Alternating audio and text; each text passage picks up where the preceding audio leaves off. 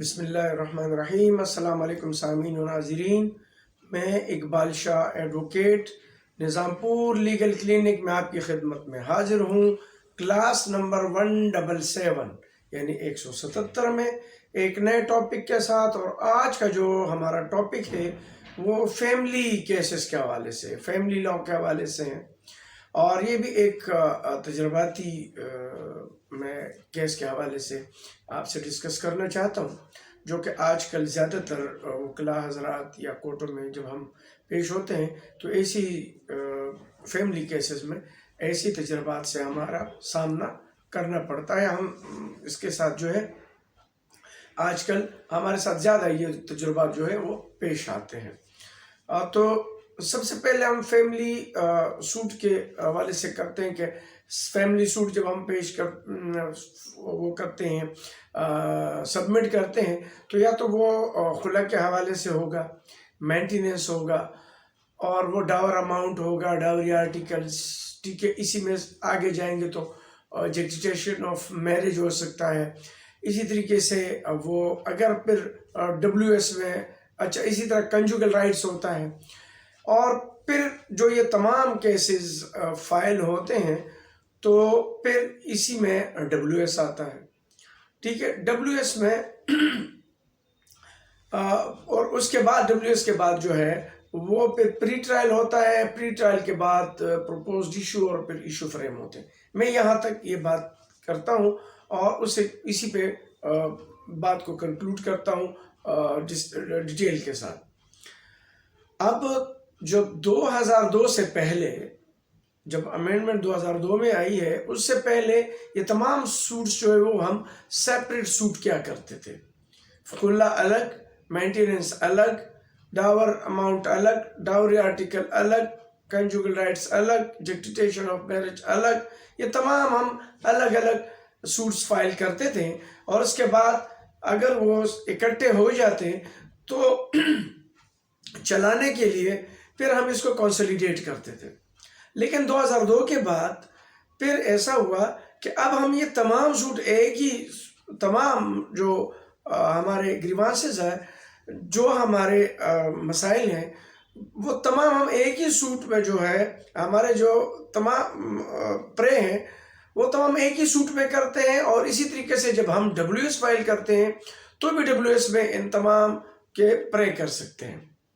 یہ ذہن میں رکھ لینا چاہیے۔ آج بھی لوگوں کے ذہن میں ہے، بعض تو دانستہ کر لیتے ہیں، شاید وہ اس کی کوئی پروفیشنل مجبوری ہوگی الگ الگ کرنا یا ٹیکٹکس ہوگا، لیکن لیگلی اب یہ آپ کر سکتے ہیں، سوٹ بھی ٹوٹل اجتماعی کر سکتے ہیں اور WS میں بھی۔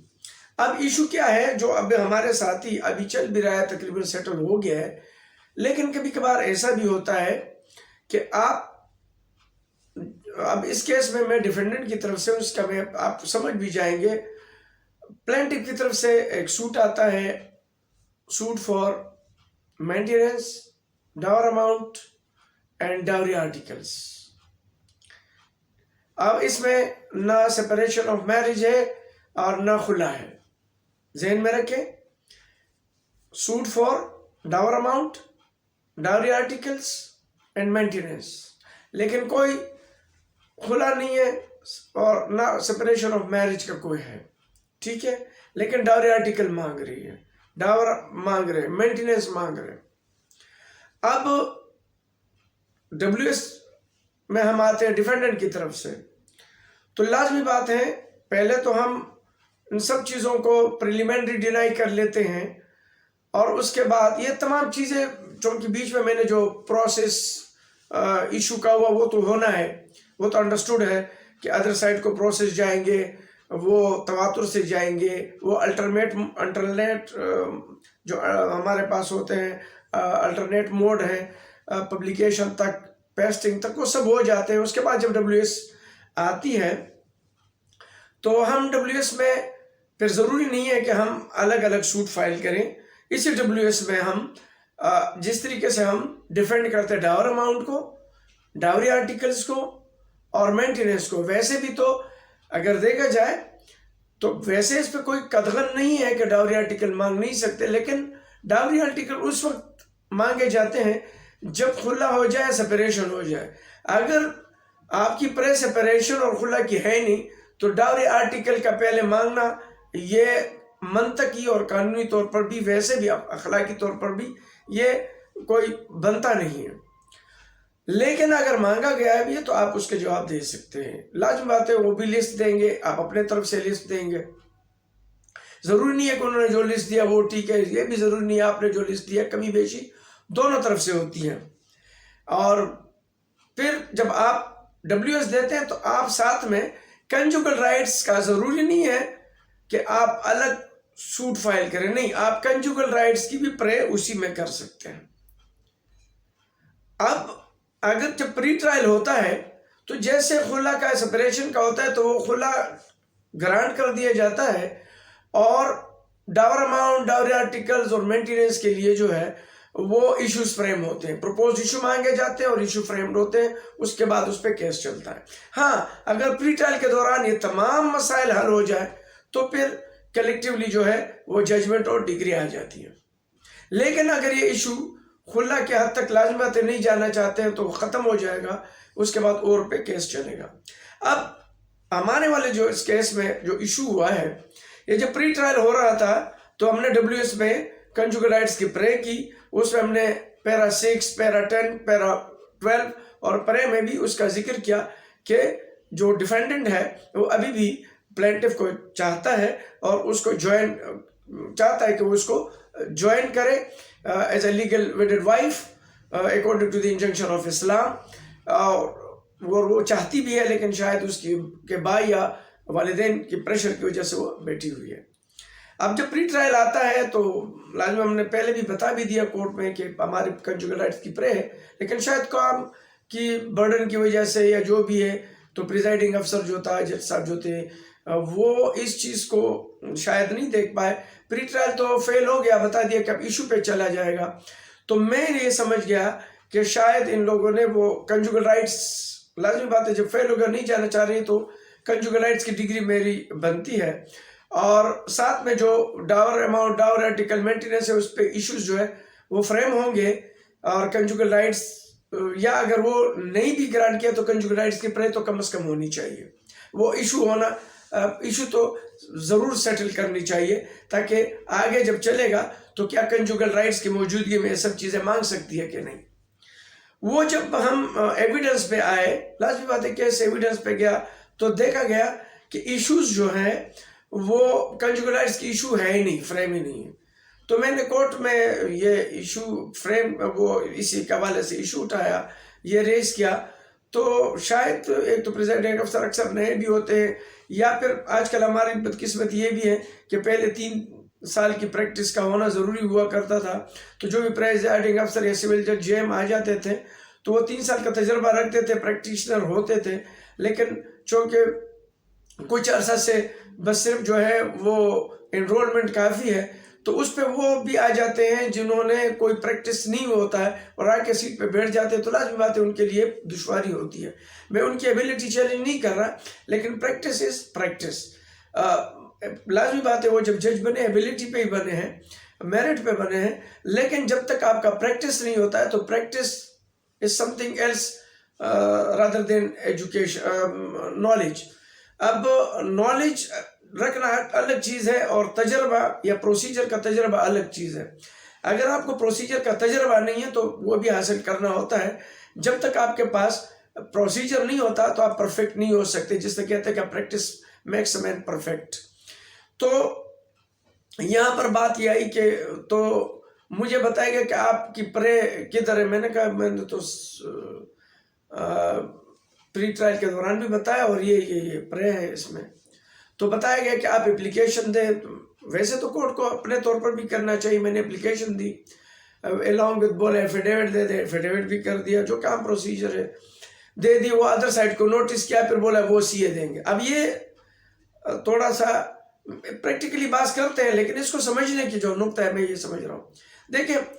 اب سول سوٹ میں اب آپ کسی چیز میں اگر آپ ریلیف کلیم کرتے ہیں تو آپ ایفیڈیوٹ کے ساتھ اپلیکیشن دیتے ہیں اور ادر سے جا کے وہ CA آتا ہے. اب یہ بونافائڈ مسٹیک ہے کورٹ کا. اب بونافائڈ مسٹیک پہ آپ سے اپلیکیشن اور ادر اس کو پھر اپلیکیشن نوٹس کرنا اور سی اے لانا، یہ ضروری نہیں ہے کہ یہ ہر اپلیکیشن کو نوٹس کر دیا جائے۔ اب اسی کیس میں ایک ڈیٹ پہلے جب ایویڈنس پہ تھا تو ادر سائڈ سے پلینٹف سائڈ سے اپلیکیشن آئی ایڈجورنمنٹ کی کہ پلینٹف نہیں آ سکتی ہے، تو انہوں نے وہ اسی وقت گرانٹ کر دی، جبکہ پریزائڈنگ افسر کہتے ہیں ایوری اپلیکیشن جب آپ دیں گے سول میں تو آپ نے نوٹس کرنا ہوگا ادر سائڈ کو اور پھر اس پہ سی اے فائل کرنا۔ تو پھر میرا مکال میں ان سے یہ ہوا آرگومنٹ کے طور پر کہ پھر تو جو ایڈجورنمنٹ کی اپلیکیشن تھی وہ بھی آپ نے نوٹس کرنا تھا، میں اس کا جواب دیتا، جبکہ وہ پھر مقصدی فوت ہوتا کیونکہ اسی دن کے لیے ایڈجورنمنٹ ہے، پھر ادر سائڈ ڈیٹ کے لیے میں ریسیو کرتا سی اے دیتا تو وہ مقصدی فوت ہوتا، وہ آتے اور اپنا ایویڈنس ریکارڈ کراتے۔ اب اسی طریقے سے اسی کا بھی ہے کہ اگر بونافائڈ مسٹیک ہے کورٹ کا، بعض چیزوں میں تو ریویو کی ضرورت ہوتی ہے، ٹھیک ہے، وہ ججمنٹ آتے اس میں ریویو ہو تو الگ وہ ہے، یا پھر کہیں پر جا کے ٹائپنگ مسٹیک ہے، وہ سب چیزیں، لیکن جہاں پر اگر بونافائڈ مسٹیک ہے اور ریکارڈ پہ موجود ہے پرے سب چیزیں، تو وہ کورٹ خود بھی جو ہے وہ یا سمپل اپلیکیشن پہ نوٹس کے بغیر بھی اگر کورٹ چاہتی ہے تو اپلیکیشن دے سکتے، ضروری نہیں ہوتا اس کے لیے کہ آپ اس کو ادر سائڈ کو نوٹس کریں گے، پھر وہ سی اے دے گا، سی اے میں وہ کیا لکھے گا، وہ یہی لکھے گا، وہ تو نہیں کہہ سکتے کہ وہ بھی لکھے گا کہ اس کا نہیں بنتا، جیسے کہ اسی میں آیا وہ بولتے ہیں کہ یہ پرے نہیں بنتی۔ اب یہ کیسے پرے نہیں بنتا؟ کنجوگل رائٹس میں نے WS میں مانگا ہے، پرے کیا ہوا ہے، پھر کیسے میرا پرے نہیں بنتا جبکہ 2002 امینڈمنٹ کے بعد یہ سب چیزیں کلیئر۔ اور دوسری بات یہ ہے کہ WS جو فیملی کورٹ ایکٹ 1964 کا ہے 1B ویری کلیئر ہے کہ آپ WS میں اگر پلینٹف نے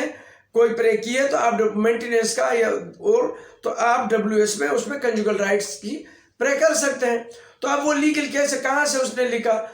بہرحال وہ میری اپلیکیشن جو ہے وہ الاؤ ہو گئی، مجھ سے پھر مانگا گیا کہ پروپوز ایشو دے دیں اور وہ کلیئر ہو گیا، لیکن جو بیچ میں یہ پروسیس ہوا نوٹس کا اور پھر سی اے انڈر اس کا دینے کا، یہ تھوڑا سا جو پریکٹس ہے اس کے خلاف ہے۔ اور دوسری بات یہ ہے کہ ایشو امینڈمنٹ آف ایشوز کا، انہوں نے بولا کہ آپ اپلیکیشن امینڈمنٹ آف ایشوز کا دیں، تو امینڈمنٹ آف ایشوز کا بیسیکلی فیملی لاء میں کوئی تصور نہیں ہے، کوئی سیکشن ہی نہیں ہے کہ آپ جا کے امینڈمنٹ آف ایشوز کا جو ہے وہ دیں گے اپلیکیشن، سول سوٹ CPC کے تحت آپ دیں گے، ویسے بھی پروسیجر جو فیملی کورٹ کا ہے وہ CPC کو ہی فالو کرتا ہے، تو چونکہ یہ بھی ایک پروسیجر کا حصہ ہے۔ تو کہنے کا جو میرا مقصد ہے وہ یہ ہے کہ 2002 کے بعد یہ ذہن میں رکھ لینا چاہیے کہ ویری کلیئر ہے، بہت کلیئر ہے، یہ خصوصی طور پر نئے آنے والے پریزائڈنگ افسر کے لیے بھی، آفیسرز کے لیے بھی اور نئے لائرز کے لیے بھی، کہ جب 2002 امینڈمنٹ آئی ہے اس کے بعد ضروری نہیں ہے آپ سیپریٹ سوٹ فائل کرنا یا WS میں سیپریٹ آپ نے جو ہے آپ نے سوٹ ہی فائل کرنا، پرے نہیں کر سکتے، نہیں، آپ ایک ہی فیملی سوٹ میں تمام جو آپ کے گریوانسز ہیں، آپ کے تمام جو مسائل ہیں وہ آپ اس میں مانگ سکتے ہیں۔ فار ایگزامپل خلا، ادر دین خلا اور ڈکٹیشن آف میرج، اس میں آپ ڈاوری آرٹیکلز،